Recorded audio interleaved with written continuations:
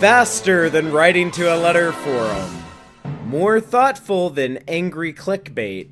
Able to discuss the world's first superhero and comics, film, TV, and more. It is the Supermaniacs, and we're having a super good day because we just read a really great comic. We're the first half to a great story, I should say. 100%. It's the Superman comic for a lot of people. Yeah, it shows up on like all the list of like the most important Superman stories to read, the best Superman stories to read, what have you. So, and one of these stories James Gunn cited as an influence on his new movie. And it shows. It does.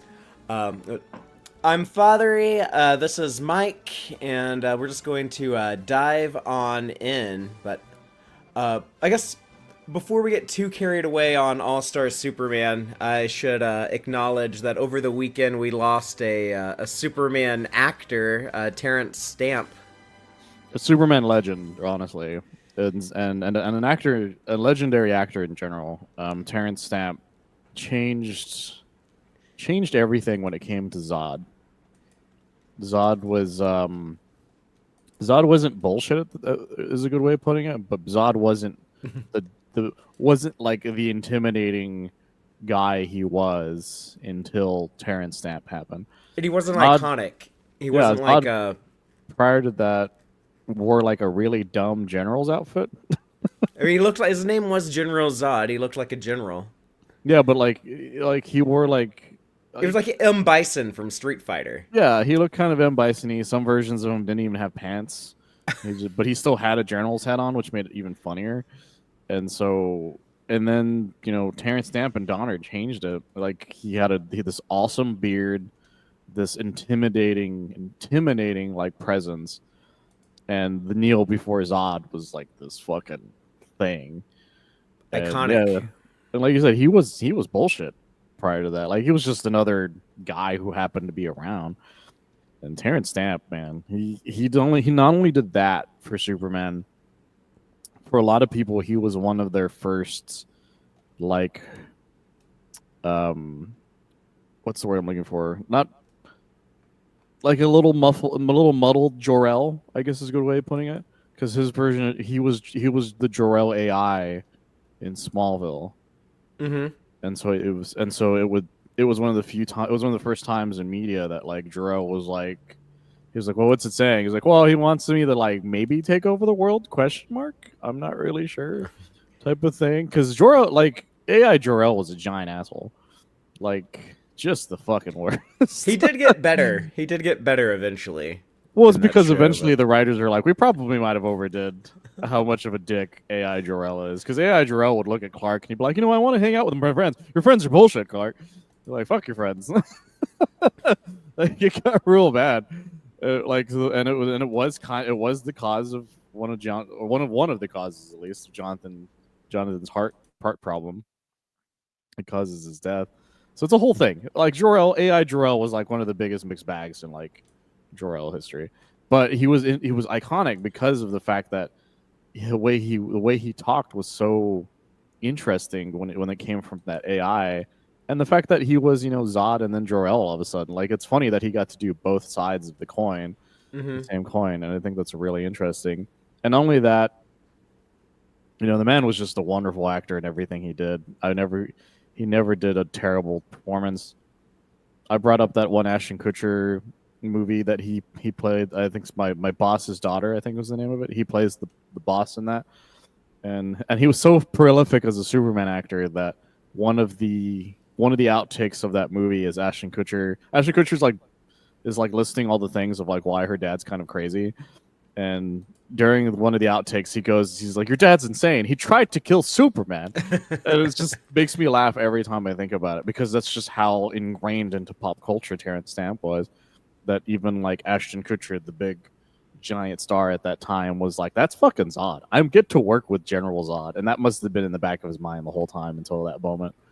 You know, the role everyone forgets is that he also played Stick in the Jennifer Garner Electra movie. That That's everyone true. everyone loved that movie, and it was very iconic. And they're like, "Oh, Terrence Stamp did a great job playing this Frank Miller character from the comics." It made a bajillion dollars. Although Terrence Stamp is actually good as it, but that movie is terrible. Yeah, no, we can say that. We can say that it is a bad movie, but he is perhaps the only really good thing in it. Well, he never put in a bad performance. The movie could be terrible, but he was always good in it. And yeah, And Joel's right. They had one of the greatest voices of all time. yeah, yeah, he'll be missed. It would have been fun to have gotten more like I don't know if he did like another like voiceover cameo and in something animated or something like that. You know, it felt like he was. He was incredible. He did that Haunted Mansion movie with Bill Murray, or not Bill Murray, with Eddie Murphy. I accidentally said the wrong name.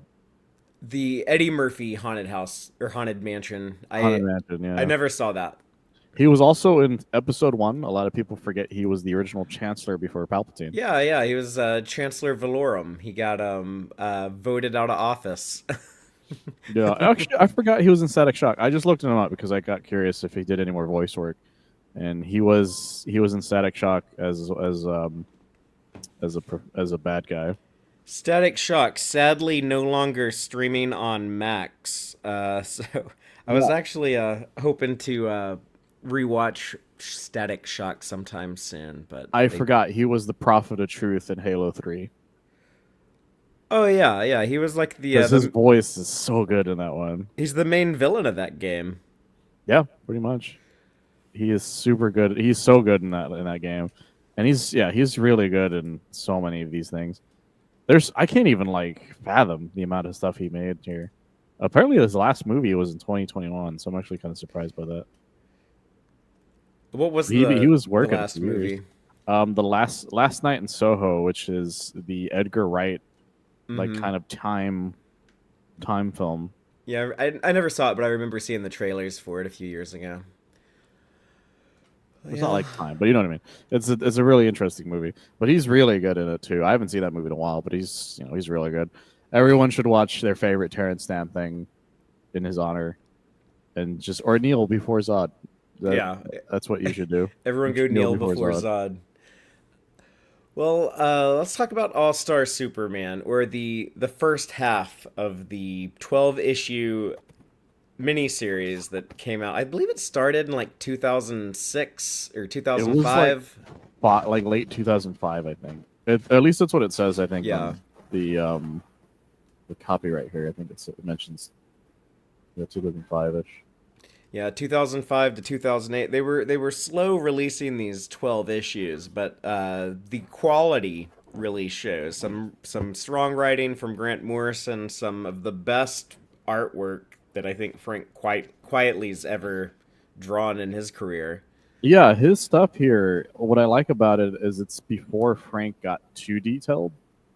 If that makes sense, because Frank has been doing stuff for a very long time, but Frank's stuff work has gotten incredibly detailed even since this got made, to the point where it's almost too detailed. You know what I mean? Which is odd because a lot of artists in comics, it seems like the older they get, they kind of adopt a more minimalist style. They're like, oh, these are the important things to draw. I don't have to draw that extra stuff. Uh, and then Yeah, here it's the opposite. yeah. Somehow at one point he's like, "I'm gonna be as detailed as fucking crazy." That's why if you look at like even his All Star, well, not his All Star, his Absolute Superman cover, you're like, that is a lot of detail, my friend. Because that was he actually got to draw an Absolute Superman. I don't even know how to find it. At least like to buy because it kind of got announced really late. I didn't realize that I guess that's one of the issues I haven't read yet. I'm a little behind. Well, he just did a cover. He did. It's like a variant cover of it. I don't remember which cover he did. Hmm. Let me see if I can find it real quick. Um, but while you're looking for that, I'll just talk a little bit about like the background going on with this comic. Way back in 2005, when Dan DiDio was the publisher at DC Comics, he had this idea to do these all-star books where he would take the top artist and the top writers and team them up on the top characters. and tell these stories set in their own little sandbox continuity. Not unlike what Marvel was doing at the time, and what they're doing again now with the Ultimate Universe line. They did Ultimate Spider-Man and Ultimate X-Men. And I just sent you the. It was a variant for the number one. I think it was like just another reprint they did, or just one of the many they did. But you'll see how like even more detailed that character is that you would I feel even Superman is here. Yeah, so his 2025 work, it looks very different from his 2005 work. It's still amazing, don't get me wrong, but Yeah, still very I feel good. like he goes into more detail now than he did during this 2005 till about like 2008, something like that. Yeah. Well, Yeah, you can see so much detail into like even his face. Like there's a lot of detailed work there. It's wonderful though. I was tempted to get that one at one point, but I don't even know I don't even know when they released it. but speaking of Frank Quietly, I guess at the time when they did this All-Star Superman book in 2005, he was most well known for his collaborations with Grant Morrison, because this was after they did uh, New X-Men at Marvel, and Yeah, his X-Men stuff was fascinating, and a lot of that stuff was clearly like inspired by the Fox X-Men stuff because that's when they got.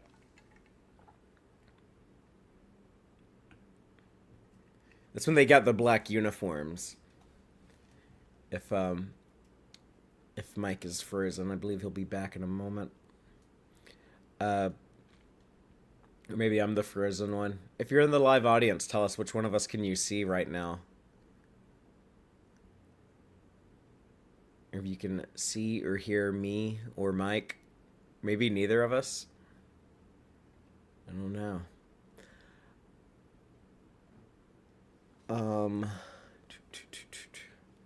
Let me see. Mike says his computer crashed. So, I am just going to vamp and talk about Frank Quietly, the artist who lives in Scotland along with Grant Morrison. And they not only work together on the Marvel X-Men comic New X-Men. I guess that would have been like around like 2002 maybe. But they also did some DC stuff together. They worked together on they did a JLA story with the Crime Syndicate. And Mike is back. Okay, can you hear me? I just want to be sure. Yes, I can hear you. Yeah, I was like mid something, and then the whole thing just crashed. Your mic's a little garbled. No worries. But yeah, I was just talking about Frank Quietly. Joel said that in the live audience he knows Morrison and Quietly from The Invisibles. Testing. Test. You sound really good. All right. Yeah, I was just gonna say that his stuff was interesting because it was when X-Men got more leathery because they were wearing their leather outfits. And what would you prefer, yellow spandex? I like that he tried to like do a middle ground though, because like all their outfits were like bright, like had bright yellow X's on them. And those were also really detailed too. In fact, like when you look at like the way some of them are detailed, like I know Wolverine was almost disgusting to look at because he was so weirdly detailed. I didn't want to read that comic at the time because Frank Quietly's art was too weird to me. I didn't like Beast being reimagined as this big cat guy, like this big chubby blue cat was weird to me. Yeah, his art was still like in its not. I wouldn't call it infancy because that makes it sound like he never drew before. It was still in a way that like it was weird to look at. Like it was because nowadays it's like I said, it's super realistic now. But that back then it was like goofy in the way it was like drawn almost. Everything looked more round than it should. Like people's faces looked like unusually round. Everybody for the most part looked unusually round except for Wolverine, who just he looked almost like a model. I feel if you guys don't know what we're talking about, please look this up. Look up what they look like during this time frame. It's one of the most like famous X-Men time frames because of Grant Hmm. Morrison writing it. But also, it's just really hard to look at sometimes. But when I did ended up reading it, I absolutely loved that run, and I think Quietly's art was always really good. I think I just kind of needed to mature as a comic reader and be okay with something a little less standard. Well, as a Uh, comic reader, a lot of people don't. A lot of people have a hard time understanding that art, art isn't part of why a book is great. If you don't, even if you don't like the art, doesn't mean the writing is not great. And it's the same as vice versa. Even though the art's great, doesn't mean the writing is very good. So it's like you just accept that, or you accept what, or you end up liking what the art is eventually. Because once you start, like you said, you get matured enough to just start appreciating what you're looking at, if that makes sense. but the art in this comic, I like I was saying, like I think it might be some of like the best work in his career, and the visual storytelling that Grant Morrison comes up with. You know, one of the most famous examples is in the first couple of pages when you get the origin story. Yeah, it's one of the greatest. Because this is the thing I liked about what Morrison did was they're like, I'm not going to tell you. I don't need to tell you their Superman's origin. You can tell Superman's origin in literally what is this, 1, 2, 3, 4, like eight words. You need 8 words for his entire origin outside of becoming Superman. Doomed planet, desperate scientists, last hope, kindly couple. And this, yeah, the art is just wonderful. Like for people, I'm holding up the first page. This is literally the first page, and it's just gorgeous. And then it cuts to this giant, large photo, or not photo. This double page, double wide of Superman flying under the sun, and it's like you already know you're in for like one of the greatest things you've ever read from just those 2 pages. You're also looking at something that is so literal. The name of the book is All Star Superman, and the first time you see Superman, it's like a close up of him flying next to the sun. He's all star, technically. Yeah, I mean, and then it kind of bookends with the ending that we'll talk about next when we talk about issues 7 through 12. Uh, but yeah, if we want to just go ahead, I guess, and go through these first 6 issues, the like we were saying, like the first one begins with Superman's origin in one page, and then we cut to like the middle of some action, the middle of like a mission he's on. Well, the mission is really fascinating because, well, not just the mission, but the fact that Grant Morrison decides, very like within a few pages, it tells you everything you need to know about this world, which is that this world is incredibly advanced at this point. Everything like this isn't something you would read in like John Byrne's time frame of Superman. Like there wouldn't be a genetically modified person that would turn into a bomb. There wouldn't be a mission to the sun. There wouldn't be all of these like things. Like it's just immediately they know exactly. Like you already know immediately. Like this is a fantastical world. He doesn't need to. They don't need to explain anything to you. You just got to accept that some weird shit's gonna happen. Yeah, this isn't going to be like the grounded approach. And part of that, I guess, was Grant Morrison's deliberate effort to get more back in touch with the Silver Age Superman that kind of the comics that he grew up with, and a little bit more distant from the modern stuff at the time that did try to be more John Byrne realistic. Which by this point, by 2005, they were already starting to drift away from that. But still, I think All Star Superman actually helped infuse a lot of Silver Age wackiness back into the mainline Superman comics. If it wasn't, I feel like if it wasn't for Grant Morrison, Superman still would have been not fully stuck. But I think Grant Morrison forced it back into Superman's life. Hmm. Essentially, like Grant Morrison, like if Grant Morrison wasn't given the okay to make this book as non-canon, he would have made as much of this as canon as they possibly could have done. Because Grant Morrison loves doing that. Like every time I've read anything Grant Morrison related, even in canon, they're like Silver Age stuff. That's all that stuff's going to be canon again, and even if you in the weirdest way possible, maybe like what happened with Batmite. Remember Yeah, his their, but their version of Batmite showing up they because he also was high on weapons grade crystal meth. he also found a way to work in like all those decades of continuity of like, oh, the Silver Age Batwoman, like Bruce Wayne just got too sad about her and forgot about her, never talked about it. That's why like she never appeared in anything else in so many years. And yeah, like he packed it all in. But And Grant Morrison's wonderful at it. And this comic proves that Superman can still have wacky Silver Age adventures because it's something me and you have talked about before. Superman can be thrown into any time setting, any time frame, and be the character and it working the entire way. But Grant Morrison could have made All Star Superman take place in the 1940s. Still would have mhm. worked. Still would have worked. We were talking about like influences on the new movie, and right off the bat in the opening rescue mission, the scientists that are studying the sun they're actually trying to get like a spoonful of sun to study. But in that sequence, you have Lex controlling the person who turns out to be like a genetically engineered suicide bomb, but he's having to control all of their movements and speech and actions from his bunker he's working on Earth. That's very like Nicholas Holt Lex Luthor with Ultraman. Having this avatar that you control from your safe office area.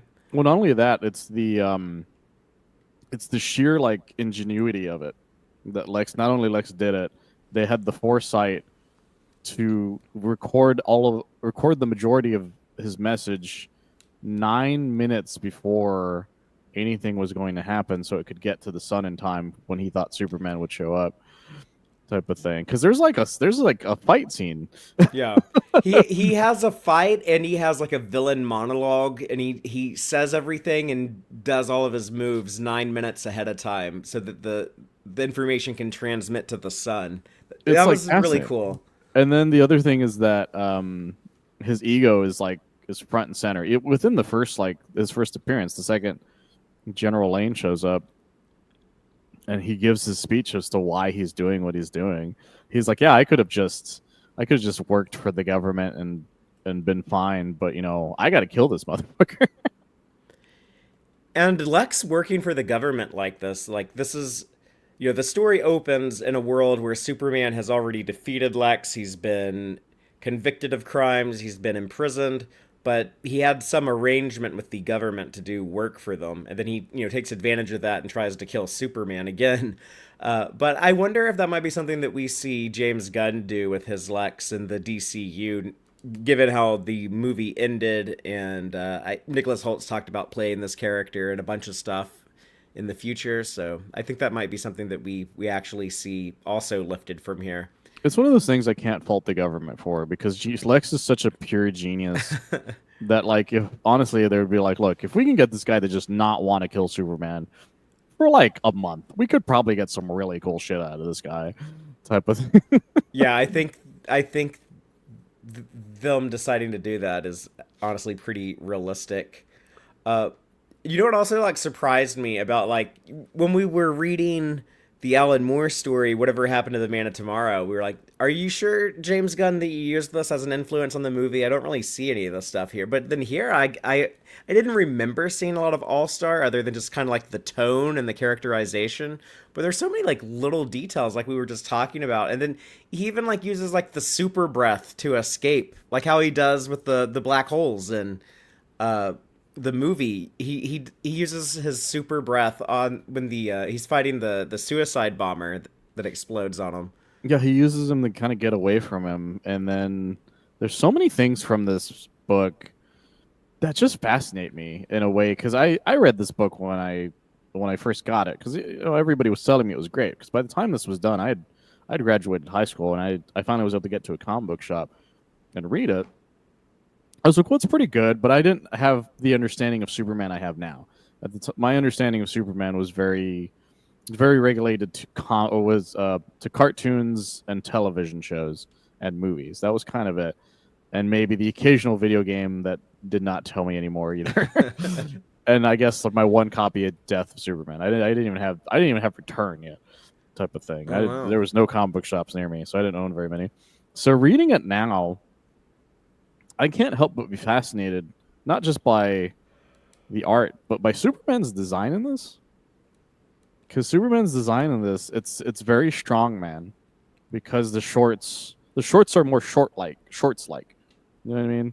Because it actually has the defined leg part of the shorts. Yeah, it's like baggier. Yeah. And then the other thing that I find fascinating is the fact that his cape is like really small compared to like what we know Superman's cape to be in anything outside of this book, I feel. Like I don't even know. It's usually like this long flowing cape, and it's almost like the way a circus strongman would have this just kind of short like thing that it doesn't even go like past his ass, I feel, if that makes sense. It's a very unique look, but one of the things that Frank quietly really tries to hammer in, I guess, is like the largeness of Superman and Clark. They're both like big dudes, but Clark wears suits that are even bigger, so that they're baggy on him to kind of hide his, kind of make him look pudgy and not show off Yeah. his physique too much. I wanted to bring that up. There's one part, and we're skipping ahead on that part only because of the design of him. Because there's one issue that shows Clark the most, and it's the one where he's in the prison. There's some shots of him that look like he's trying to force himself to have like a bigger double chin when he's with Lex, to like really emphasize he's like, I'm not as in great shape as Superman type thing. And I saw it, I was just like, God damn, I did not notice that Mm. for the first time I read this. But that's another thing that Gunn, I think, also chose to lean into with the movie is David Cornsweet. He's a big bulky guy, and even as Clark, he's like a big bulky guy, but kind of goofy, and that's very much how Frank quietly handed him. Well, not only that, like his hair is almost perfect when he's Superman. You know what I mean? Like it's combed in a way that's like really amazing. It's got the spit curl to it. And then when you look at Clark, his hair is just fucking everywhere.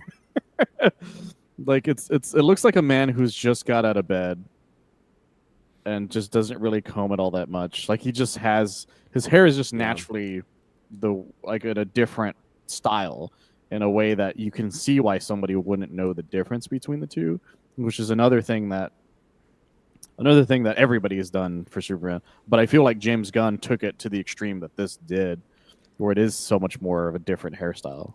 Yeah, he's kind of a messy slob, and it's like, oh, this Clark Kent. He's a good reporter, but he can't get his shit together. He's always running late to work and never has his tie on straight or his hair combed good. So it adds to the disguise. And then I know, and I'm gonna try to get back on the story part itself. But I loved that Morrison uses the idea that Superman's body has a huge influx of solar energy, to the point where Superman's powers are now working slightly different than they were before, like right away. Which is his electro his a lot of people don't know this, but Superman has an electric field, a bioelectrical field around his body. It's the explanation for why his suits don't get torn. It's one of the explanations for why he's able to save people in a specific way that keeps them from getting hurt. And this is one of the comics I always point to, where somebody goes, "How come Superman doesn't get damaged?" Or how come when he holds on to somebody, they don't like explode immediately? It's like, well, because he uses his bioelectrical field to kind of cradle them without realizing it. It's all like unconsciously doing it. But this one is like he now knows how to. His body is now letting him increase it to where he can like protect the ship and everything. It's a really cool scene of him saving everybody, and her just being like, it seems impossible, and he's like, well, nothing is impossible. And I just wish he said nothing's impossible when it comes to him, because that's kind of what it was. The Superman doing the impossible, and from the get go, it just makes me happy. But this is all part of Lex's plan. He orchestrated all of this, knowing that the effect of this explosion on the surface of the sun would alter Superman's body, and basically, like, it gives him Superman cancer. It's like, oh, you have a terminal illness now. Yeah, it's funny because there's so many there's so many versions of Superman that have flown into the sun and just hung out in the sun. You know what I mean? Mm-hmm. Like Superman in Our Worlds at War, he bathed in the sun um, to fight Empirix at one point, as well as Brainiac 11, and then but he was fine. Like he just sort of shook it off and he was fine. And then there's Superman um, from what is not Deceased? No, I think it was Deceased. From Deceased, where that's like an undead Superman just hangs out at the sun. He just hangs out there and he's sat there for like years, and nothing bad happened to that one. And then same with like even Superman and Lois, he got right up on the sun the same way this one did. Same with My Adventures with Superman. But I found it so much more. I found it fascinating the way Grant Morrison decided that this specific version of Superman would that Superman's body could overload, that you could overcharge him, because you can overcharge a battery, and Frank Morrison's like, Superman's a battery. Can you overcharge? What would happen if you overcharged Superman? And I find that really interesting. But one of the, I guess, important things that Morrison wanted to do with Superman is tell, more emotional stories. And he wanted to lean into no, what if we just did have him be ridiculously strong like he used to be in the Silver Age? Like, you know what? I'm going to tell a story where in the first issue, he gets 3 times stronger than he normally is. But I'm going to tell this emotional story about, like, Superman, like, facing the end of his life and how he handles that, the choices he makes when he learns about that. And I really liked the characterization of him when what's the weird doctor in the crazy coat's name? I want to say it's Quintus on Quintus. Quintus or Right. Quintum. I know it's got the word Quint in it. Which is very weird. But when he tells him, "I'm not sure how to tell you this, Superman," and then Superman just says, like, Quintum. "Tell Quintum, Doctor Quintum."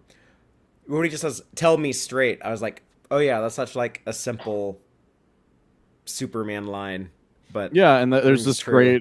this great shot of him testing his power, and he's like, "Look, you're fucking lifting the equivalent of like 200 quintillion tons," which I don't have time to figure out how heavy that's supposed to be.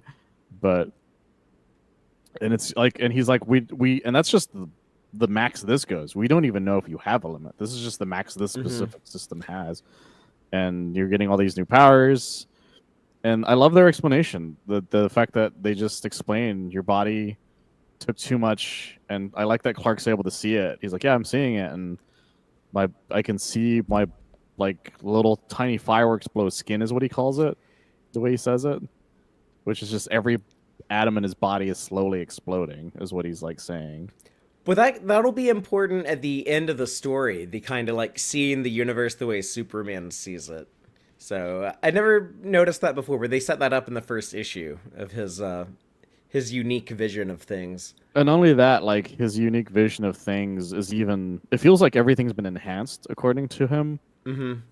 and I know that like, is it the next issue that where it kind of explains it? Yeah, it's the next issue where it explains even more of like how much has changed since this has happened. I also really like that Dr. Quintum has just this insane super science thing right away. Grant Morrison just goes like, you know what? I'm just gonna show that Cadmus from at some point turned into this incredibly insane super science thing where there's like bizarro clones, this gigantic Titan thing that's supposed to like explore the universe that they have, and just all of these like little things, and it never once tries to explain what starts it outside of, yeah, we used to be a part of Cadmus and then we sort of just became something else. And even Dr. Quintum, we don't really know anything about Dr. Quintum backstory wise. Just that We just know that, he likes a multicolored trench coat for some reason. yeah, he's an interesting one. There's a rumor, or not rumor, there's a theory about Dr. Quintum that I find interesting. Um, I'll just say it now, I guess, just and then we'll talk more about it if we ever decide to. There's a rumor, there's a theory that Doctor Quintum might be a Lex Luthor from the future that's just trying to make up for what he's done, type of thing. One of the explanations that people use as like him possibly doing that is the part where he says, "I'm trying to escape from Doom World 2 Superman. It's called the past." People like to point that one out Hmm. as like maybe he's a Lex Luthor from the future, or maybe he is a Lex Luthor like descendant from the future. Who knows? They're like, but there's not like if I ever find the list again of like what explains or what people have looked at it as, I'll find it. I'll send it to you when I get a chance. But I remember finding that out, and made me also kind of read him in a different way to try to see what they were seeing, and I can kind of see it a little bit, but I do like that Clark tells everybody, I don't want anybody else to know about this, and I like that it just cuts to the Daily Planet and him saving a kid, chasing a dog right away. And there's a And lot. Oh my god, the other thing that's let's talk about the Daily Planet. yeah, I mean, we got like the full staff back together. That was kind of an odd thing to do in 2005. Bit more standard now. Yeah, and Ron Troop was the only one, unfortunately, that's not part of the team. Although they're shown more and later on in some of the issues, but you see right away, you see Steve Lombard. This book takes so much Daily Planet wise into them in a way that just makes me happy. Like you really see the influences of this book on the Daily Planet stuff. And also like the first appearance of Clark Kent, not Superman but Clark as Clark. He's running late to work. That was another thing that they did in the I actually noticed that when I was watching it. I was like, "Oh, this is kind of like the in early All-Star Superman. We see him like rushing to get to the office on in time." I like I that love the little image. That's like a montage. I bet you that's what you're gonna say. Sorry. yeah, of him saving the kid chasing the dog. No, yeah, that image is great, and he does it so. And the fact that Perry is counting down from 5, but he's so fast now that it doesn't matter, type of thing. And I love this this one image because it's Clark tripping over Cat's handbag, picking up his stuff, saving Steve Lombard's coffee, I think, and then walking into the office like effortlessly. Yeah, very skillful, but he looks like just like a messy slob who just Oh like yeah, stumbled in. and yeah, But he literally trips on a piece of paper on his way into the office. Like he takes bumbling to like I think even a different level than any other Clark has in All Star Superman. yeah, well, it goes back to like the Christopher Reeve stuff. I think it's very much Reeve inspired. But we get the first conversations with Lois uh, here, and she's very old school Lois. Grant Morrison kind of writes her more like Silver Age Lois, who was a bit of an asshole, honestly, and like very mean to Clark. That is one of the only things I remember not liking about it, and I kind of still don't kind of like that. But that's one. It's not because I don't like Soul Rage Lois. It's that I've never been a fan of Lois just not accepting that Clark could be Superman fully, and also that she doesn't really show any super feelings towards Clark directly, type of thing. I've just never been a fan of that Hmm. separation, of that much of a separation. You know what I mean?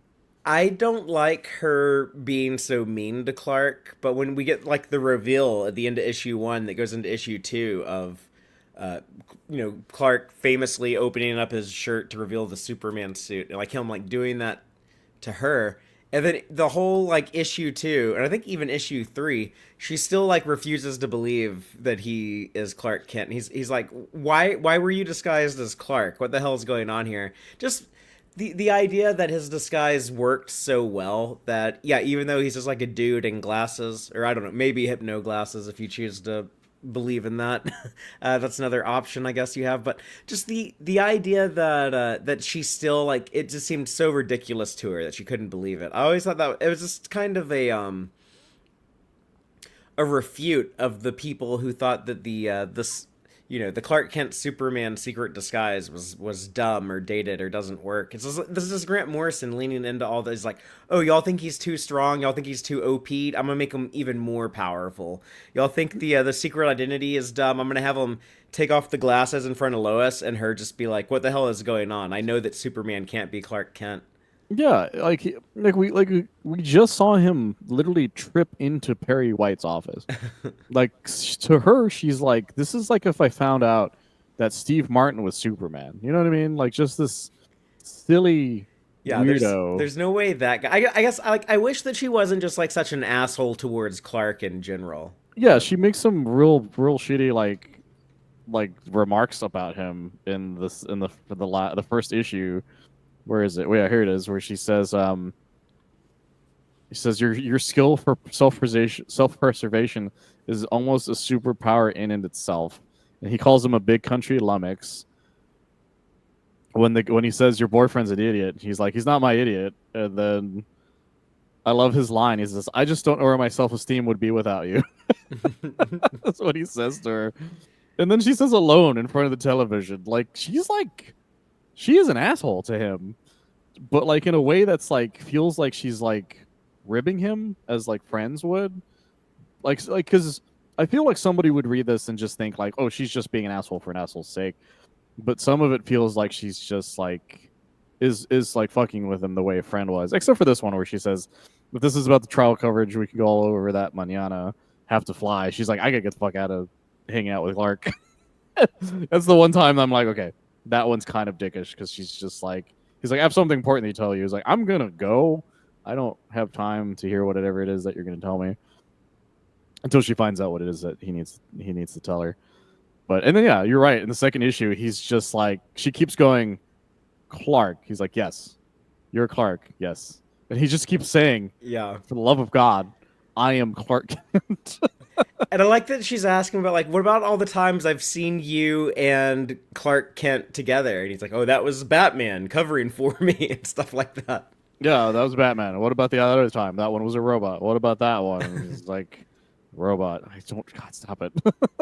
Oh, but speaking of robots, we get the Fortress robots in this movie, which is what they, or I'm sorry, in this comic, which is what they based the movie robots on. The movie robots, they're a little bit more like the animated adaptation of the story, All-Star Superman.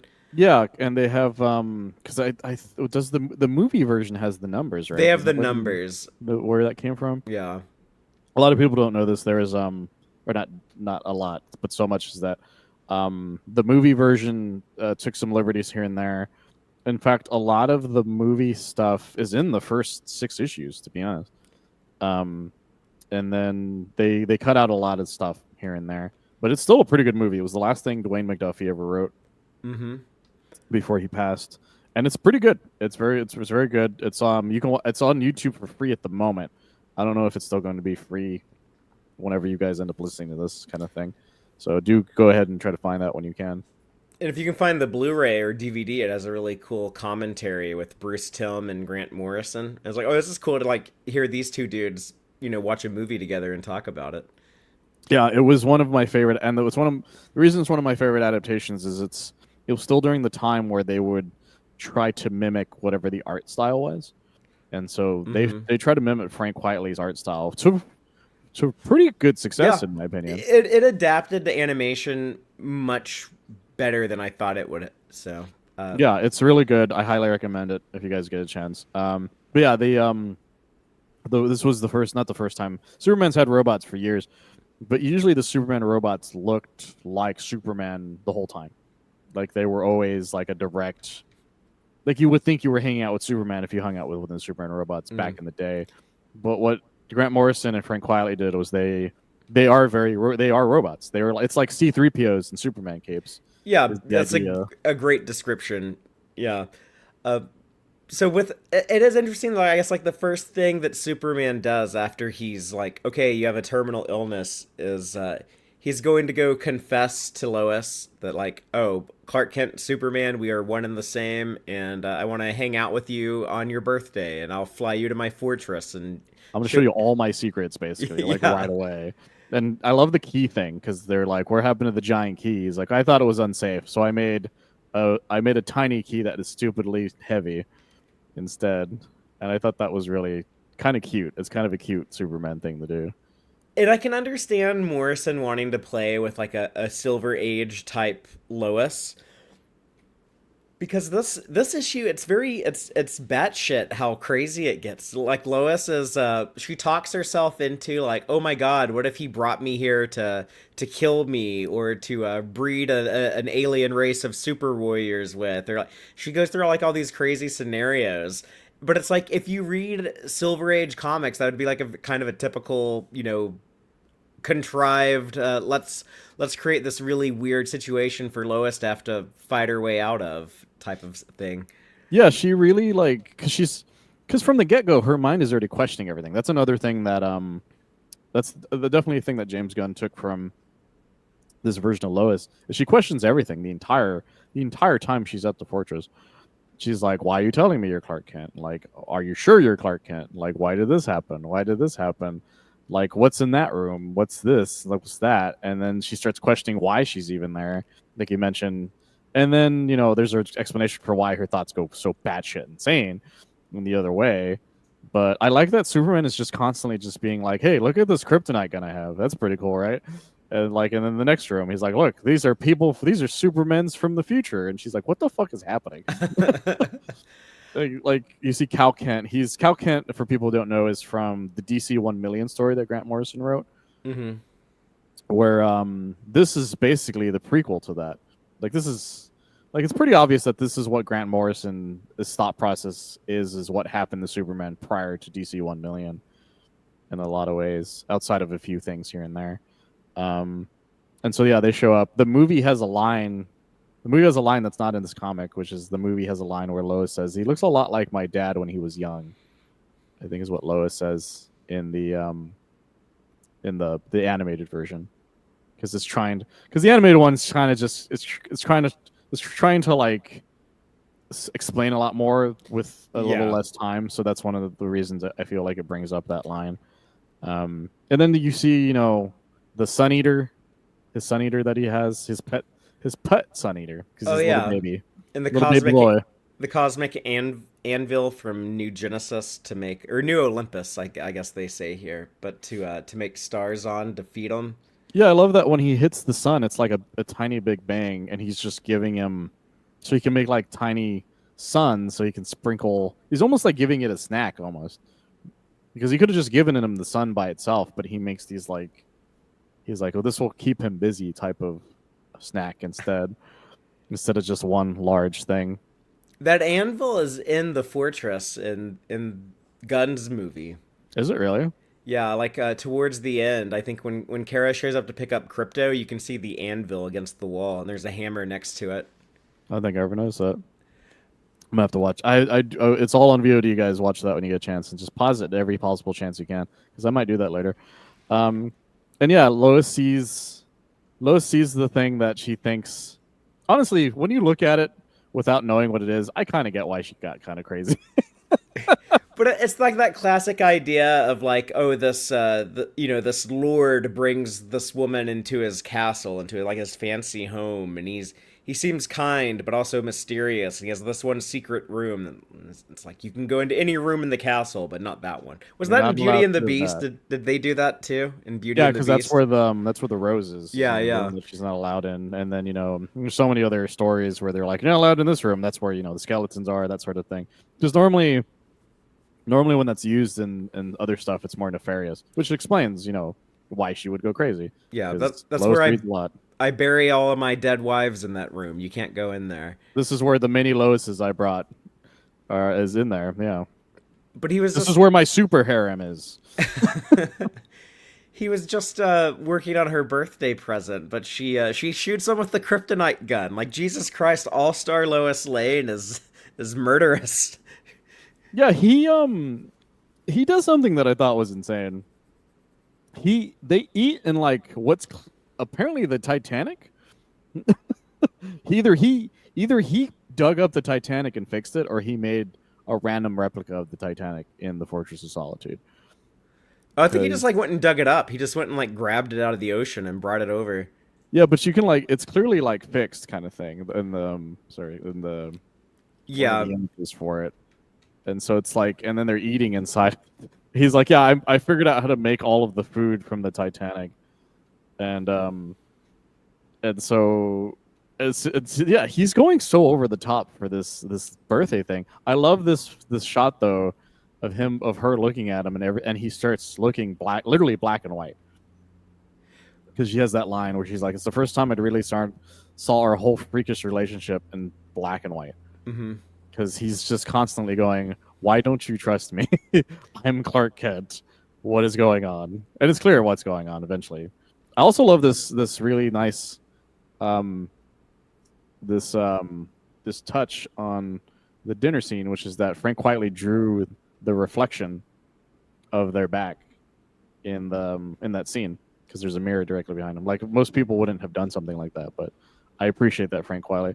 I also forgot about Superman's random cloak he makes. Yeah, the Kryptonian like dinner cloak, He's like, standard yeah. formal wear. He's like, I made it myself, and it's just the cape with the hood on it. Yeah, but I guess he establishes here that he learned how to sew, so it kind of foreshadows that he sewed her a super suit for her birthday. Well, it makes sense. Like it's another that and him making the food and everything is a it's a great thing to show that Clark's mind is now going like a mile a minute because of the sheer amount of energy he now has. So he's thinking even faster than he's ever thought before.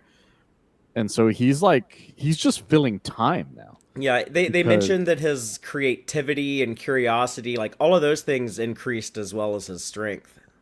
which is how he's able to make because I think prior to that he probably would never have been able to make that formula prior to that. And he's just because he memorizes the genetic code of Lois because of the way he sees things. It makes sense that he could look her over and then get all that. And but there's this heartbreaking moment where he's staring at this mirror, just trying to be like, what do I do? Like, I love this woman, but Yeah, how do I say happy birthday? I'm dying. yeah, Like, that's a bad time. Well, I guess there's never a good time for that kind of news. no. And then yeah, and then right after that, she shoots him with a kryptonite because she sees the what is the unknown Superman of 4500 AD. Right. Which I thought the reveal for that was much later, by the way. But we'll get to that when we get to the last issue for who that turns out to be. Yeah, weird that he's Um, asking about J Lo. I was trying to figure out what he's talking about. I don't Jennifer remember. Lopez, right? Is this like a Jennifer Lopez She was big at that time, but I was was trying big to at the figure out if time. that's what he's actually asking or not. I think that was supposed to be like the joke of like, oh, someone from the future is asking a modern day person about J Lo. Well, the best part is that they're like, "You got to answer me first. This is very important. Listen carefully. Who was J Lo?" But yeah, the portal to Superman's of the future, the Supermen yet to come, and the message it is kind of weird because like they send messages back and forth, but it's And they're all like muddled too, which is the other reason why it's so weird. But it makes sense. That's thousands of years in the future. yeah, it's a neat idea, but the more you think about it, I think it doesn't make as much sense. But Yeah, because a lot would be lost in translate. Like, there's no real reason to have that, and to keep messing with it, because it's not like they're going to warn you about stuff that happens in the future. It feels more like, like the way Superman 4500 AD used it. It feels more like he's trying to use it like Wikipedia, where he's like, "Hey, Superman, I need you to tell me who Holly Berry was." yeah, Just, basically. like that's what he's doing with it. And then I love the reveal that when she shoots him with the kryptonite ray, that he is so powerful now, kryptonite doesn't affect him, or green kryptonite doesn't affect him, Yeah. because that's like a direct ass hit to him. And then she gives him his her birthday present. Yeah, so an Or her, additional sorry, backwards. he gives her in addition to the suit that he made, she also receives the serum that he designed after his brain got enhanced enough that he could study her entire DNA code. I think he says 6 billion letters long, like the DNA code. Took him a while to memorize, but he pulled it off. And then he made this serum that, very Silver Age, very old school sci-fi, but you drink this serum and you have all the powers of Superman for 24 hours. Yeah, and I love the reveal that that room was a sewing room. That's Yeah. all it was. And one of the doors she saw gave her fumes that made her paranoid. So that's why she shot Superman with a ray gun. Although there's some more stuff revealed later on, but I don't want to spoil too much outside of that. That involves that trip. And then the third issue is a lot of fun. The third issue is the one that a lot of people remember from the first half of it. Definitely. I was going to say it's one of the most memorable pieces of this. Because the movie uses a lot of it too.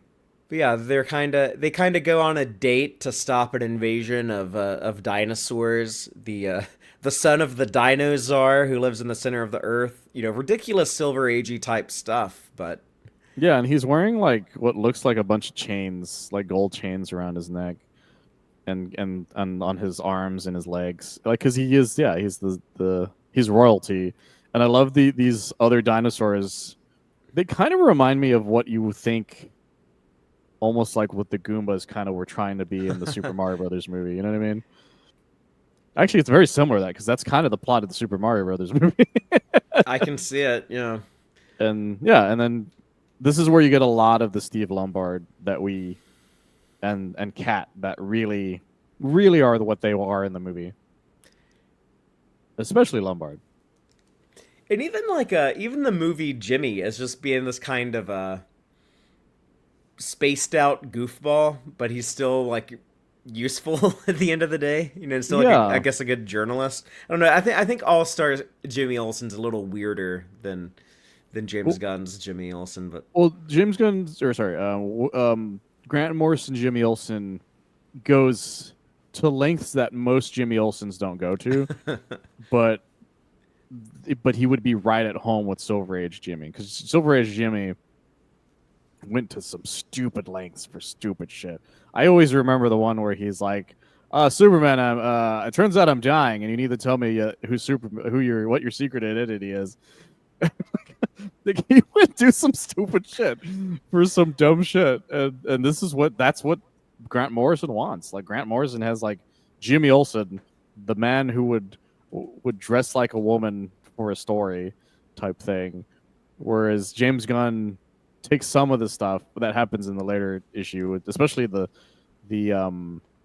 Jimmy Olsen everybody wants type guy, if that makes sense.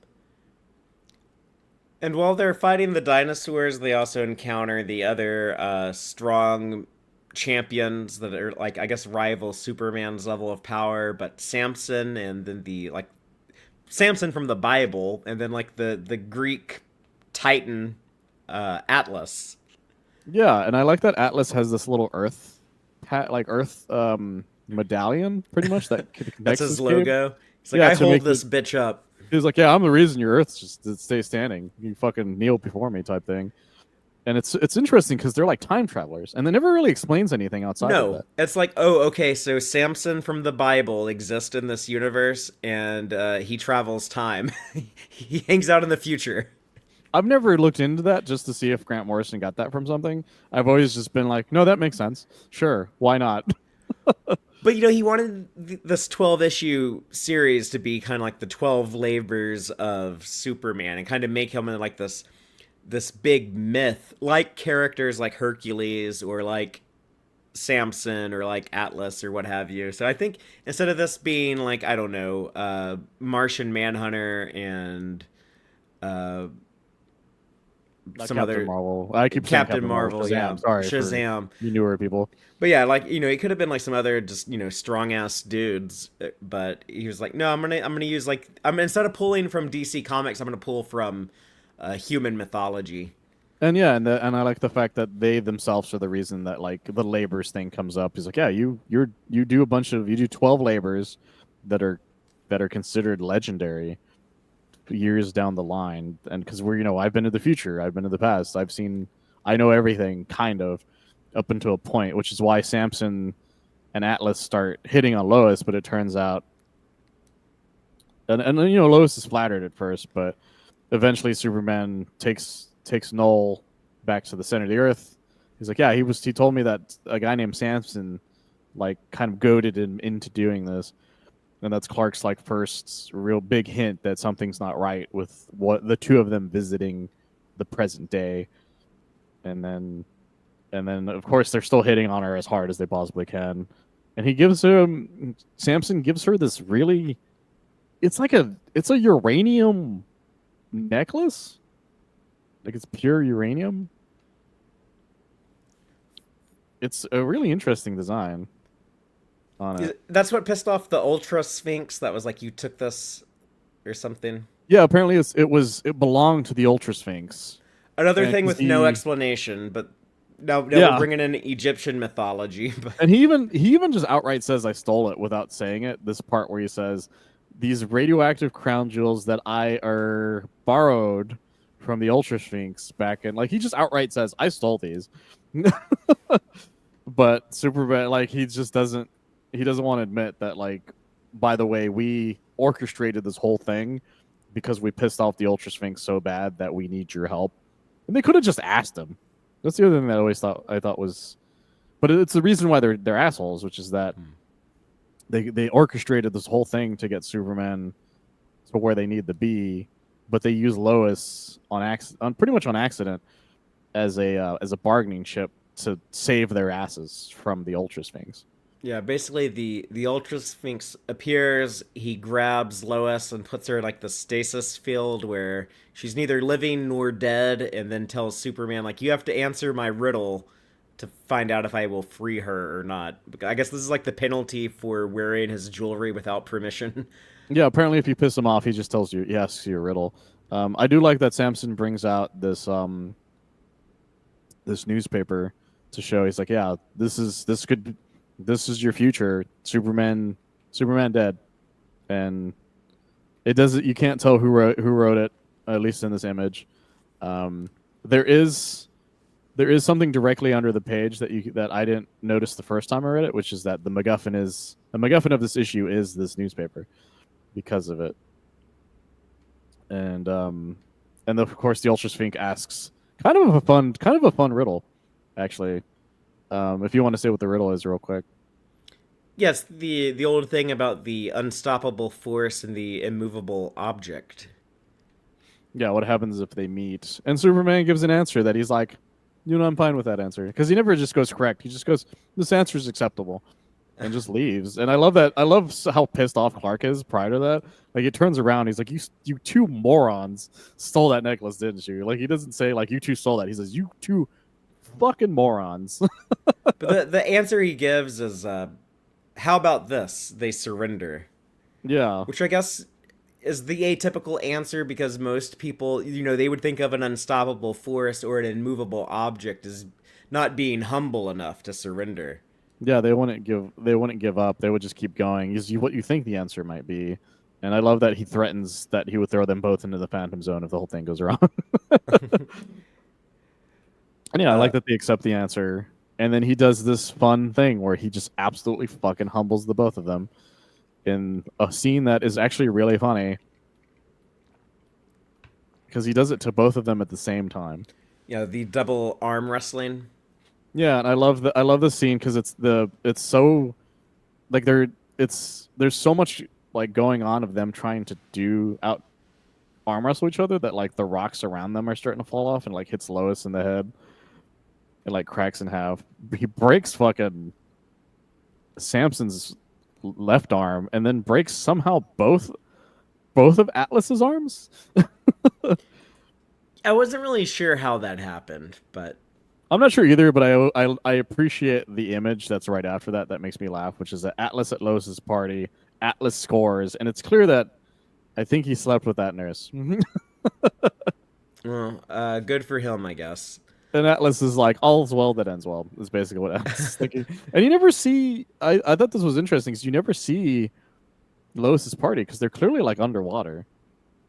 Yeah, they don't call it Atlantis, it's Poseidus, I guess. So Poseidonus? I think, I want to say that's where Lauria Lemaris is from. Right, okay, that makes sense. Who doesn't appear in here, but she would be right at home in this story. I feel like maybe he wrote or they wrote that originally, and then they just didn't have time because you can see all these like mermaids and stuff waving bye to them as they leave, as well as the submarine. And then there's this great shot of them finally. He's like, "I'm finally gonna kiss Lois Lane," and I love that even at the end, she still can't fucking believe Clark Kent is Superman. But that was really cool scripting too at the end, where she starts to feel her superpowers wear off, and she's like, "Oh, I just noticed I can't smell the trees in Canada anymore." I can't say radio waves is the other one that I thought was fun. Yeah. And And then her saying that she's like so like fatigued, like her body is like tired and sore. But it was fun. It was still like a good experience. She says it was like I was up dancing all night. yeah, and then I like that Clark considers asking him her either to go out or marry. It's never really clear what he's going to ask at that exact moment, but she falls asleep before that whole thing goes. And then the MacGuffin shown is that it turns out under that newspaper page that Samson showed him was the answer to the riddle. It was an ad for basically it was an ad for a car, and that's one of the reasons he got the answer. And I thought that was kind of fun. Surrender to the new Lexus Samaritan. Yeah. So Yeah, also interesting that the newspaper says Superman dead by Clark Kent. So it's like, if he Yes. dies, how does he write this? Unless Clark Kent lives, but the Superman identity dies or whatever. I mean, like It really eventually adds- we see it revealed, but it adds to the mystery. Imagine reading this as it's coming out. yeah, Like, seeing that. I read the first 6 issues. I bought like the trade of the first 6 issues, and then I had to wait to see the. I didn't read the ending until the hardcover for the second 6 came out. Oh, okay. Yeah, I now own the original 6-issue trade, as well as the 6-issue second part. Yeah, I have the trade of the first 6, the paperback, and then I have the hardcover of the other 6. I should eventually one day get like the big omnibus version that has all of it. I would too, because it's got a bunch of extras. This other issue, the 4th issue, is so fun, but it's not in the. That's one thing that always frustrated me about the animated one is that the giant adventure that Jimmy Olsen has here. They is not skip it, part of right? Yeah, they skip it entirely, and it kind of makes sense because the story itself, it feels almost like a detour to the story itself, but it's not. It's not like knowing what happens later. It's not actually a detour, but everything about what Jimmy Olsen is that James Gunn got inspired by is probably definitely taken from this issue. I was surprised how much of this Jimmy Olsen's familiar to what we saw in Gunn's movie. But I guess like the idea is that he writes a weekly column about like, hey, I'm Jimmy Olsen and I spent a day being whatever. I spent a day being America's sweetheart where I cross-dressed as a woman. I spent a day as a lot of things where he has to dress up in weird disguises. But I guess this is how they explain like the Turtle Man thing. Like I don't know, maybe he spent like a day as a Turtle Man. Jimmy Olsen is like beloved by all. I love that what Chief says. Let's not forget the half that wants to date you. And I like that he says that's 3 halves, Chief, because so far they're all guys. Yeah, where you say like half the men. What is it like half the guys hate you, and the other half want to be you. and the other half want to date you? Yeah, It's like and I that's think 3 halves, Chief. It's so fun. It's such a fun little thing because this Jimmy Olsen isn't like a photographer. Like he has a camera, but he's not like the photographer. If that makes sense. Yeah, he's more of he writes articles. But I guess the concept here is that when Dr. Quintum is going on some scientific exploration thing, he's going to leave Jimmy Olsen in charge of their research facility or projects. That's what it's called, projects, right? But he's going to leave Jimmy as director for 24 hours. I like that he got to wear the jacket, the multicolored jacket. Right, which was the reason why Jimmy wanted this assignment, because this sounds so dumb to like say this stuff out loud, but he was voted the worst dressed man in Metropolis for the 2nd year in a row. So his girlfriend Lois's sister Lucy Lane was disappointed by that. So he was like, "Oh well, I'm gonna go steal the best clothes in the world. I'm gonna go get the rainbow coat of Dr. Quintum at projects." I love that she brings up a guy named Rock Handsome. Like that's such a comic book dude name, and it makes Rock me laugh. Handsome. I love his explanation for why he was 2nd year worst is because he was in his down and out medieval England outfit, Right. and then before that he was celebrating his bronze medal in the homeless Olympics. Yeah, so this guy Like, gets in some wacky adventures, but very frickin' Silver Age Jimmy and there's Olsen. yeah, and there's an outfit here. He has a his flame bird outfit is in the office or is in the apartment, and you can see like some of the other stuff that he probably got from it. I thought it was interesting that the Superman stuff in the pictures have yellow S's instead of red S's. At least in this paperback. I don't know if that was done on purpose or not. Yeah, it's like that in mine too. So I guess it was deliberate, but that is an odd choice. But yeah, because even the action figure has it. There's the Turtle Man outfit too in the background in the printed thing. But no, it's a lot of fun. Like because once he starts taking over, he's like, I want to see all the cool fun stuff. Because he meets a man who's like, well, I understand my field, but I want it to be a perfect haiku, and it's it's everything that is indicative of what that project stuff is, which is just it's wacky, weird shit that's going on in that place. Yeah, they Like have a lot nothing of needs to be explained. there's a lot of bioengineered people doing sciencey things and a lot of high-tech machinery. I guess the important thing is that they have the black kryptonite that's a new type of kryptonite that they hadn't encountered before. That even though the green kryptonite no longer had any influence on Superman, this black kryptonite makes him a little weird. I like that the black kryptonite, even though it makes him bad, like the way red kryptonite did and other stuff. It like I like that it doesn't like weaken him, but it doesn't make him stronger either. Like he just starts thinking. He starts thinking almost like a Bizarro because he starts talking almost like a Bizarro. Yeah, where am Through the Lois lines. Lane? Yeah, like he's slowly turning into Bizarro without realizing it. I love that he's like he like heat visions a Superman S into the table randomly. His arm starts clenching because he starts like slowly cracking because he's like trying to fight it, whatever's going on in his head. And I guess we learned that there's three contingency plans to deal with an evil Superman in this universe. They have kryptonite, they have Phantom Zone projector cannons, and they have Doomsday, which in this version is like a transformation. You can like turn yourself into Doomsday. You can like Hulk out into Doomsday. Yeah, but it's like a last ditch effort thing. Right. If the Phantom Zone thing didn't work because of the side effects of what it is. And but Jimmy being Jimmy Olsen's like, yeah, I'll do it. Superman saved my ass a million times over, and I'm not going to throw him into the Phantom Zone. Yeah. So All Star Doomsday is just Jimmy Olsen And drinking his some super juice. and there's a lot of well placed smoke to show that you don't see his little Doomsday. Yeah, when he gets transformed back to Olsen and he's naked out in the streets and everyone's like, "Oh man, Superman just beat up that monster and I guess saved Jimmy Olsen." But he gets the tickets to see Frankenstein on ice, which is also a ridiculous concept in this comic. Yeah, and then Lucy said that they were going to go watch it with Rock Handsome, and then I love the fact that Jimmy saved the day, and also that the black kryptonite somehow it turned him into a coward. It was the other thing. Like the second he was like met with something that could fight him, he immediately just like backed down, which I thought was really fun. Like, because even though he's evil, he's like, no, I don't want. Please get away from me. And I thought that was really interesting because you can't like black kryptonite makes him a worse, even a terrible evil Superman, which I find really funny. The funniest thing to me in this issue, though, is that the rainbow coat works on Jimmy Olsen. He talks about, like he's been cursed with bad luck until the next full moon because, of course he is. He's Jimmy Olsen. He gets in weird situations all the time.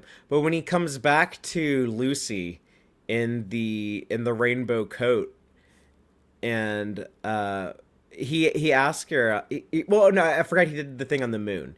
He says, "Oh, look up at the moon," and it has the letters "I love Lucy" wrote onto it.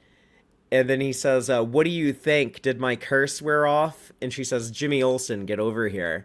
So I guess Jimmy gets lucky, so proving that like his bad luck curse did go away. But I guess it's also a full moon, so I guess that makes sense for the curse to go away. So My favorite line is that it turns out that Leo Quintum has 365 identical versions of that coat, meaning he has one coat for every day, which yeah, I find really funny. And I do love that, like, he's like, oh, I'm project director for another, like, 20 minutes. I'm going to write I Love Lucy on fucking moon. I It's so mean, it got him laid, I guess. So not sure if that's 100%. the You think he kept best the coat use of on? those. Yes, definitely. It's like Coat Lucy's stayed like, on. the coat stays on. Too bad, the coat stays on. Yeah, she was there for the coat, not for Jimmy. Exactly. And then I like that it says like episode 5 is the name because everything is an episode. But this next one is the other one that's also very much the one that's remembered. And every single one of these things, every version of Lex Luthor since this has been inspired by this one issue. Mm-hmm. Especially, there's one line in here specifically that was used in the CW version of Superman, which is that in Supergirl, Lex is put on trial, and they're like, "You have anything to say for yourself?" And he's like, "Well, Superman made me do it." And it's such a fucking hell of a line that Lex is like, "I take no responsibility for any terrible thing I've done. This is Superman's fault." Yeah, it's so egotistical. there's a couple of things in here that were very much lifted into the new movie. There is one line of dialogue. Oh, I remember now. The brain beats brawn every time. Yeah, that's very much in here. Very much Lex's ego is full front of like, I understand everything better than you can, and then he sees shorthand for the first time and he's like, what is this bullshit? And Clark's like, it's shorthand, dude. Like, my mom taught me. He's like, oh, well, I'll look into that later. Yeah, it's like something else to learn. He's like, oh, this person knows something I don't know. I need to go learn that too. And he doesn't I want to can't be admit it. one-upped. Yeah. He doesn't want to admit that Clark Kent of all people one-upped him in something he doesn't know. And you think he would. Like, this is Lex Luthor, and that's his thought process too. How do I not know this? I'm fucking Lex Luthor. And he moves past it as quickly as he can because of it. And I love that he spends his day and he makes a robot that will just tell you stories that follows you, which I was just like, what a strange thing to make. Yeah, so Clark Kent is interviewing Lex in prison, and somehow within prison, Lex has built a robot that reads Moby Dick to him. This is a little hovercraft drone thing floating around. Yeah, A Tale of Two Cities. I think he mentions Ulysses was another one that'll read as well. And I love that Clark Kent fumbling to save people is in full display in this issue. Like you see it when Clark first walks in, that you see that there's something clearly shorting out on the outlet. But Lex is so full of himself, he doesn't think about it. And the two guards don't give a shit if Lex dies or not.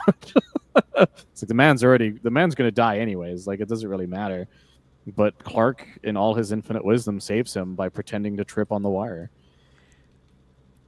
I really like the parasite depiction we get here. You mentioned how so many of the Lex Luthor depictions that have come after this have drawn a lot of inspiration from this issue. But a lot of the parasite stuff in the comics, they've also kind of gone to this idea that like the more power he absorbs from Superman, the larger he gets. Yeah, because prior to that, he was always kind of not prior to that, because there's another version of him that was a gigantic version, and that was but that one made sense at the time because that version was that it was right after the return of Superman. It's that version of Superman had the same kind of idea of the Superman where he had so much more power that his body couldn't take it. But the difference is that in that version he looked like the Hulk basically. He became this gigantically freakish Superman, and Parasite gets a hold of him, and it's the reason why he doesn't look like that right after it. And so Parasite looks more like a Hulk. But that's the only other time I could think of that prior to this happening, of him becoming like a more gigantic Parasite. And to the point where the movie Man of Tomorrow made him like a kaiju from how much energy he got. And same and with My Adventures with Superman also did that. Same with that one. I was like, that's wacky. That's fucking fascinating with that one. Which that's probably my favorite depiction of parasite, just because like I love the idea of like, oh, you know who are the actual parasites of our society, or like these corporate billionaires. So I thought that was kind of a cool way to Yeah, handle that's things. that's my favorite one. The other one is the Secret Origin version of Parasite because he was already like a guy who was mooching off of people to begin with. Right. Yeah, that was kind of the other side of the spectrum. But yeah, the guy who was definitely trying to live off of other people's hard work. I thought that was kind of a cool idea to update that to like the big billionaire who's just taking everyone's money and uh, ideas. But the parasite we get here, I guess, causes a prison riot. The idea is that now Clark, he's so powerful, he has so much energy that just being in the same prison, just being in the Strikers Island prison that Parasite is also housed in, he's gonna immediately like start growing and freak out and start like flipping over tables and knocking down walls, saying like, "I want more power," and we get like a big prison riot. I love that Clark is upset with himself because he's like, he's behind lead shielding, right? He's like, why would he? Lex is like, why? Why would he need that? We're just infirmary to the cell. It's fine. And then he's like, oh, I fucked up. It's Clark Kent's immediate thought process. He's like, oh no, no, no, no, no.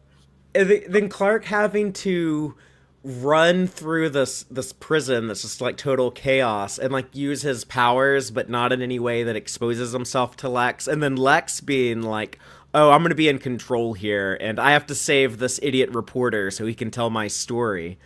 Yeah, I love the scene where Clark's like, oh, I can't see anything, and punches out the guy behind him. He's like, I can't see anything without my glasses on, so he's staring up in the sky while keeping them in his hands to make it look like he even has tears in his eyes. Like he's like a really good actor, type of thing, to show that the tear gas is quote unquote working on him.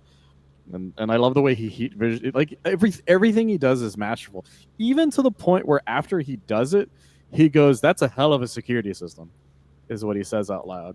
Because if Lex questions it, he's like, it's the security system, Lex. I don't. It's very weird, you know. It freezes people. That's very fascinating. Like, and he's just like, Lex is like, what the fuck are you talking about? It's, follow me. And yeah, like to Lex. Lex is saving Clark Kent's life, where Clark is doing everything he can to save everybody. Because I love that he saves all the guards by hiding in the smoke just long enough that Lex doesn't know he's gone. Like it's masterfully done, type of thing, and I love it. I love every second of it. And I guess Lex kills Parasite. Like he eventually ends up with a gun from one of the guards and shoots Parasite and starts like stomping on him, and his pink blood going everywhere, and it's kind of disturbing. I can never really figure out if he actually kills him or not, or if he's just making him bleed. He probably, if he actually killed him, I guess Clark would be more upset. But he subdues Parasite. I'll put it that way.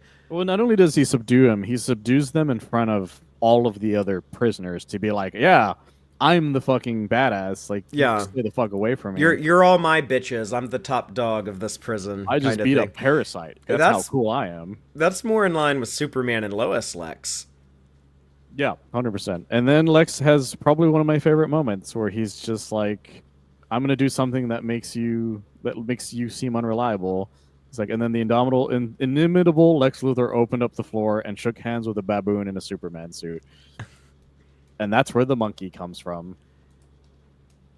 Yeah, it kind of looks like Bibbo the super monkey. I think sometimes was dressed. My favorite thing is he clearly made the boots specifically for this monkey, because it has the monkey's like toes like built into the boot. Like it's more like a glove than it is a boot. And I find that really fucking funny.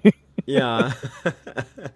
Lex gets pretty crafty in prison. He seems to be building all kinds of stuff. Yeah, the great reveal about the robot that tells him stories is like, yeah, if it turns out if you set it just right, it'll supersonically burrow through the earth. I was like, what the fuck, Lex? I love it. And then there's this random woman. What is this? Nastathlia? I don't even know how to say that. Nastathlia? Yeah, I don't know. She says to call me nasty is literally what she says, which is such a weird fucking thing. Because yeah, she's wearing like this dominatrix outfit, like randomly. But And I yeah, like this that is Lex. Lex's niece. Yeah, and I like that Lex is like Clark's like, you can leave whenever you want to. Why are you like? You could have been friends with Superman. You could have done so many things for the world. And Lex is just like, fuck that guy. his ego, his ego is so big. He's like, I never would work with that guy. But I know now that I'm content because I know he's gonna die. And like he has this, you have this feeling that he's like, I've won, and I don't need to prove anything else at this point. Although as we know later down the line, that's not true. Yeah, he has more to his plan, but that is cool to show Lex like so on top of things that like yeah, even though like he's locked up in prison, he could escape at any moment. He has like a staircase going down to the boat in the water with his niece in there that could ferry him away, and he just uses that to let Clark Kent escape. And he says like, no, I'm just going to face my execution on death row, and he Oh, does have a plan for that. here's a shot that like proves exactly what I had. It's the final shot where he's with Nasty on the boat, and Leah, look at Clark, and he looks like he has a double chin compared to what he looks like when he's Superman, where it's this chiseled jaw. Like it's impressive that Clark can pull something like that off. Yeah. Actually, you know what's funny? It reminds me of the way his chin looks like in For All Seasons. Yeah, it's kind of like that same, where he looks like a thumb with a face drawn on it. But yeah, Yeah. they both those stories have like the big bulky oaf from the farm kind of physique. Issue 6 is fascinating in the fact that this is more of a reverse thing where this feels like a book that a book that was more inspired by the 1978 movie than anything else. Yeah, but it does pull a lot from there. This is the flashback story where we get like a young Clark, a young super. He never goes by Superboy in this, and I think that might have been during that time where they legally weren't allowed to use Superboy in the comics. No, yeah, they call him the super. What? Hold on, I'm trying to find the spot. The this, yeah, it's just it was him. It was the Kansas Superman, is what they call him. Is what they end up using. And what I liked is that Frank quietly made sure to draw Clark not as huge as he is in present day. Because in present day, he's this wide, broad-shouldered guy, super like a very thick guy. Whereas when you see him with Pa, he looks downright skinny.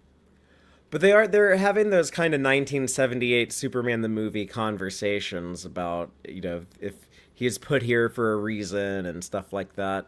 And there's a lot of crypto in this issue. Yes, Crypto the Superdog is very much part of this issue, and I think there's a lot of. I like that he still plays with him the way anybody else would play with a dog normally, by throwing a stick. But Right. in this case, it's a tree. The famous line from Grant Morrison is he says, Superman's just kind of a normal guy, but everything is just heightened. He still walks the dog, but the thing is with him that he walks the dog past Jupiter. Yeah, and I love there's the shot that's clearly was used in the movie, as well as all the trailers, of course, of him and Crypto on the moon, just looking at the Earth. It's a wonderfully drawn page too, and it's actually because a lot of people for some reason thought it was the same shot, but it's not, because Clark is downright tiny in the shot, him and Crypto. It really shows the scope of how large the moon is, as well as like how far away the Earth kind of is from. It's like it's downright beautiful. It's a gorgeous shot, a gorgeous page. And it just makes me happy to know that it got adapted in some way. I'm not sure how like the David Corenswet Superman and Crypto like go like play on the moon when he can only hold his breath for an hour in that content, which was a John Byrne thing. They kind of went back to that. But Yeah, somebody asked James Gunn about it, and then he's like, "Well, no, he still needs to breathe. Like he doesn't like he still needs air, because that was the thing about when the climax plans to kill Superman." Because somebody was like, "Well, doesn't he need wouldn't that mean that he doesn't need to breathe at all? And he's like, no, he needs to breathe. He's like, he immediately was like, no, I'm going by like old school, like, or not old school, but I'm going by like John Byrne Yeah. type. That Like was the rule back situations. then. Like he could hold his breath for 1 hour and then he would pass out.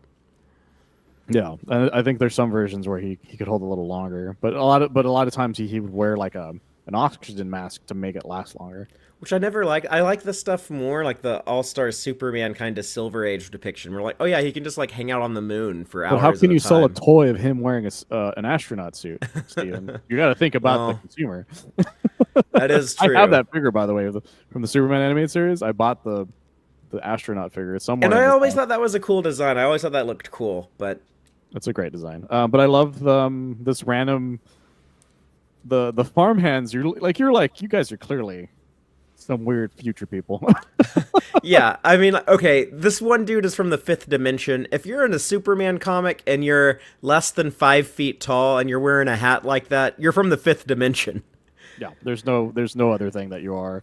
And then even Cal Kent has like a really weird hairstyle that would not be around in Kansas type of thing. And also the guy just wearing bandages. You're like, you're suspicious no matter what, dude. Yeah, You're so a mummy or something. I don't care if you were injured like that. You're not walking around like that.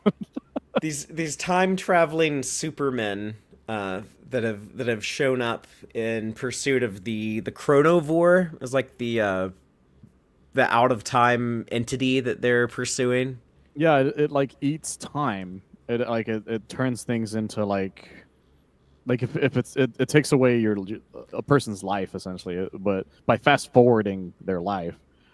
I love that we see Lana and Pete Ross here, and that Clark has already like been going into Metropolis for one reason or another, Mm-hmm. and that he's unsure. And He's they're unsure both of in on the himself. secret. Lana and Pete both seem to know. Although that Lana apparently Clark doesn't know that Lana knows. Yeah. Because there's that great line where she's like, "Why are you guys talking like I don't fucking know?" And he's like, "Look, don't tell me, don't talk about this right now, Lana. Like, let it go. Like, and you never get a resolution of that. You just assume that everything worked out fine. And then I love that.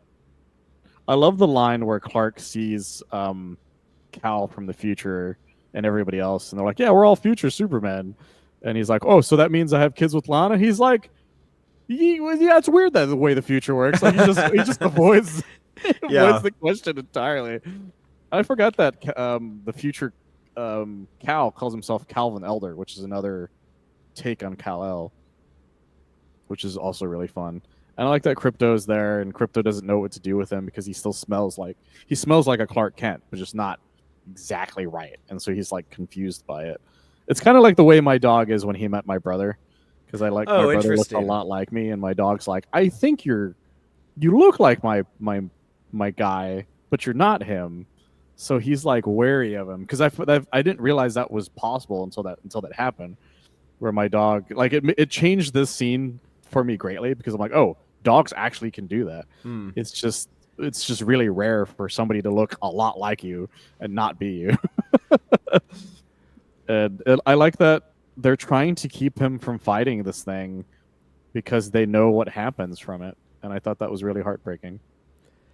But the heartbreaking stuff to me in here is when the bandaged up Superman, the mysterious Superman from 45,000 AD or whenever it was, he's just hanging out with Jonathan Kent on the farm, talking to him, and then we learn that this is actually the day that Jonathan Kent dies, while the chronovore steals 3 minutes from Clark Kent's life as he's in battle with this thing with these other Supermen from the future.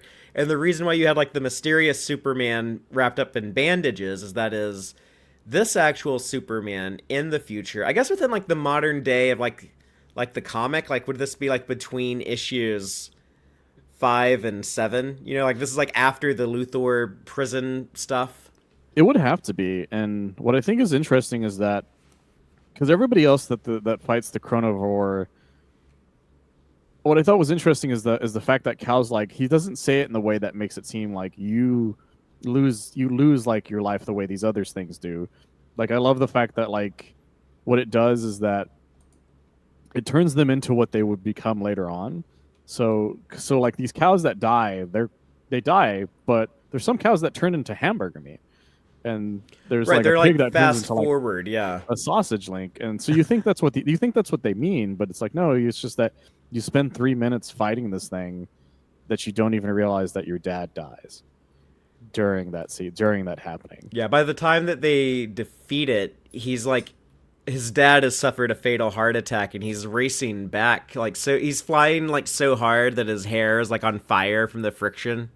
It's so heartbreaking, and I like the fact that Clark Clark got into it, didn't even walk up to him as Superman. He decided to wear a suit and walk up to him and just be like, it all comes out fine in the end. Like he's there to be like I think it's interesting the fact that Jonathan realizes that he's probably going to die, and one of the last things he says is he'll be okay, won't he?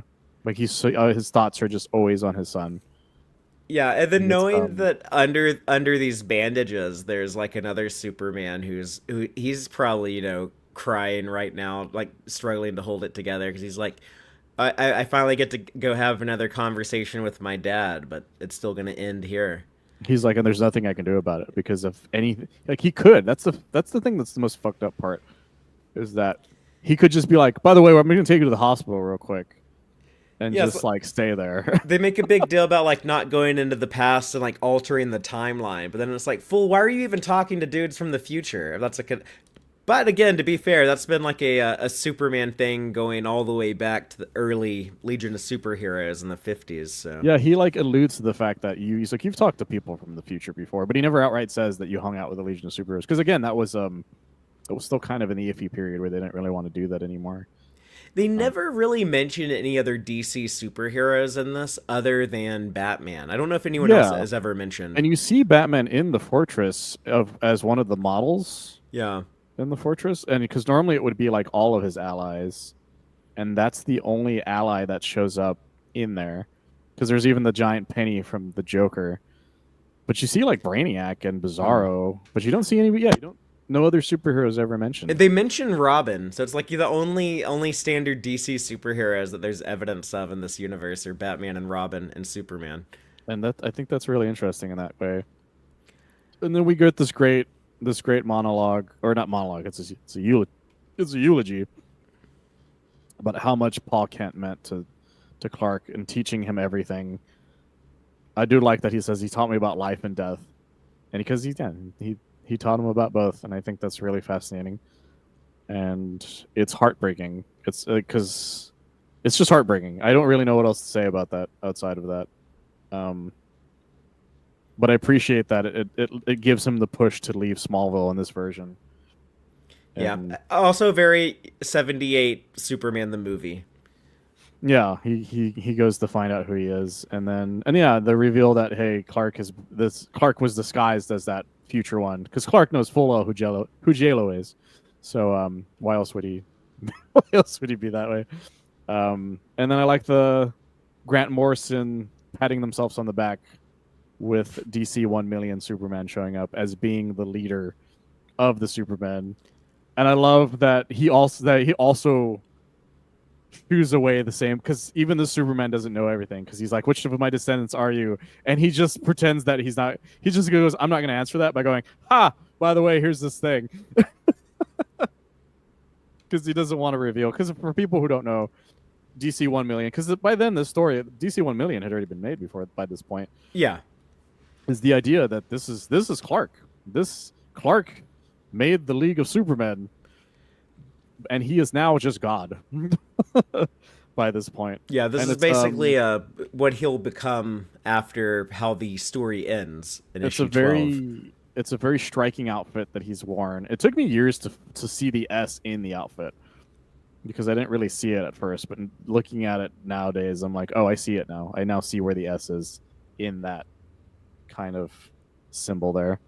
And yeah, he gives him essentially like an everlasting flower to put on his dad's grave, and you know full well that he was like excited to give that to him because it's for his father. Yeah. And then there's just this really heartfelt shot of him, and it's clear that Superman is there reminiscing as well, probably even about that day. And yeah, it's a very that issue is like really interesting because it feels like such a detour, but at the same time it's not, kind of thing. But it's very Silver Age, and very, but also very very much inspired by what's come before it, and I think that's interesting. Yeah, I don't really.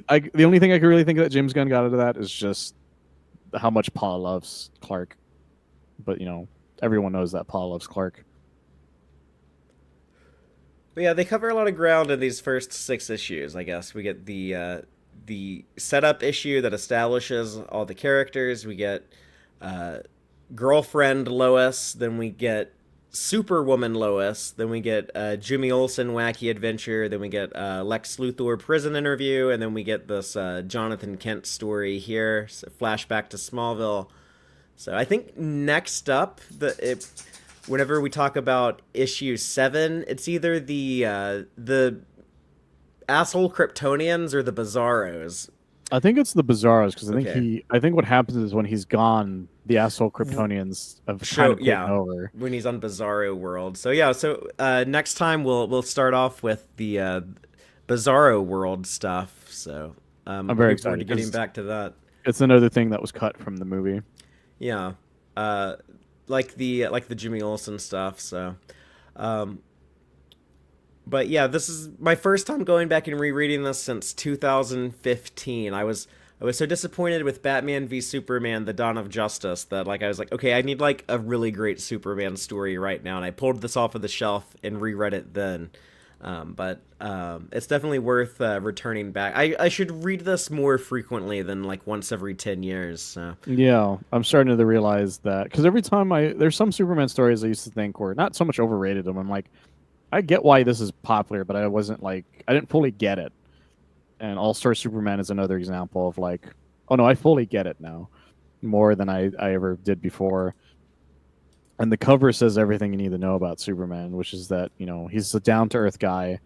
He's not when he's relaxed and sitting there. He's not like he doesn't look like a guy you should be feared of. You should be fearful of. He looks like a guy that you would just hang out with, ask questions like it's any other day. And there's always the story about Grant Morrison and their editor, and I think Mark Waid might have been there too, where they talked to a cosplayer that was doing just this. This is what this cover is inspired by, of just hanging out, and they talked to that guy for like 30 minutes as if he was Superman himself. yeah, Grant said this random cosplayer who's like so in character, and he answered every question as if Superman was answering it, and so he wrote this Superman with that guy in mind, which is crazy to hear about. Imagine if you were that cosplay. Did this really happen, or is this just a story Grant made up to be like, maybe that was like a future version of Superman who came back in time to visit me? It's a thought that some people have had. There's not rumors. There's a picture of a Superman cosplayer with a couple of other Supermen, like Superboy and the Supergirl, I think, and people are pretty sure that's the guy Okay. that's in it. If you guys ever get a chance, like look that up, you might be able to. And when I saw him, I'm like, okay, I could see what you mean. That guy looks pretty much like Superman, the way you would expect him to. But I wouldn't be surprised if in Grant Morrison's mind they met the real Superman who just for some reason had traveled dimensions and just happened to be on Earth that one day. I mean, I've also heard Grant Morrison tell the story of when aliens took him to Alpha Centauri and explained the multiverse to him. So, Well, the other thing is I've also heard the story of writers of Constantine say that they've met Constantine in real life. That's a real thing, by the way, guys. Look it up. well, I think Alan Moore said it. He's like, yeah, I met Constantine's real. I met him in real life. Like he walked up to me and he's like, hey, thanks for writing me. Like multiple writers have said that apparently, and I think that's fucking interesting. fascinating. I wonder if the real Constantine has ever shown up to Keanu Reeves to be like, "Thank you for playing me in the movie." That would be really funny. I would love that. That would be so much fun. But yeah, guys, we highly recommend All Star Superman. We do not recommend All Star Batman. No. Don't you fucking dare. Speaking of Batman and Robin, stay away from that book, but read this one.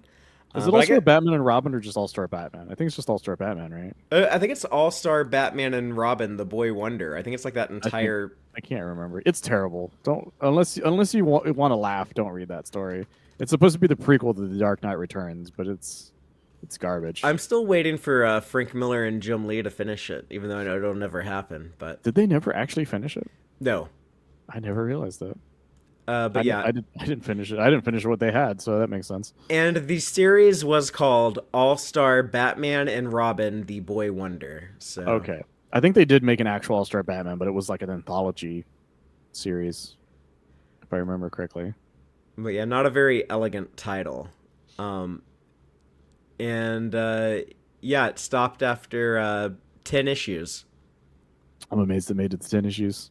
That's where I'm the goddamn Batman came from. Yeah, not He good. uses the R word, and I don't mean Robin.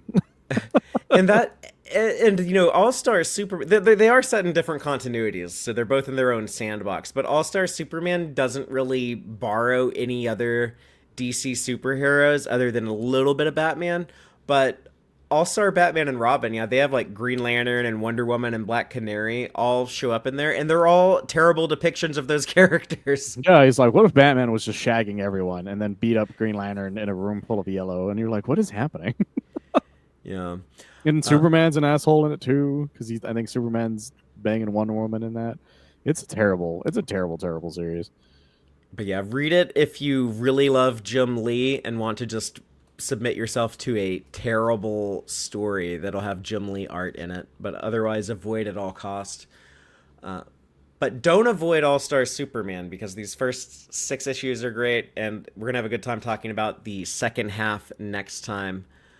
I might rewatch the movie before that too, just so I can like.